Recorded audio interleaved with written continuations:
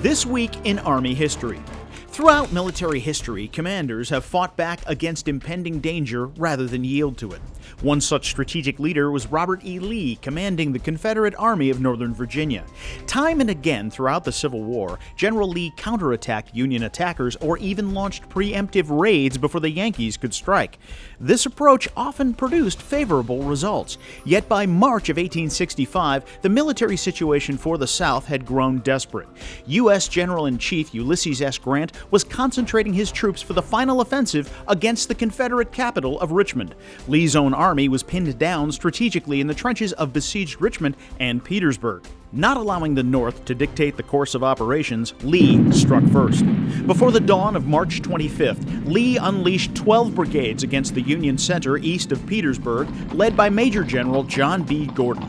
He captured Fort Stedman, 3 nearby batteries, and connecting trenches, but then his attack stalled. Gordon's surprise strike gained Lee's forces only a small sector of earthworks, approximately 500 prisoners, and the unenviable status of sitting ducks.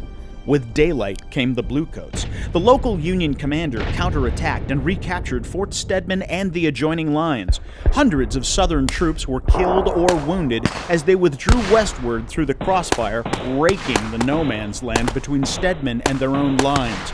That retreat was an awful time, recalled Lieutenant Thomas Brady of the 18th South Carolina Infantry Regiment. Our men were shot down by the dozens.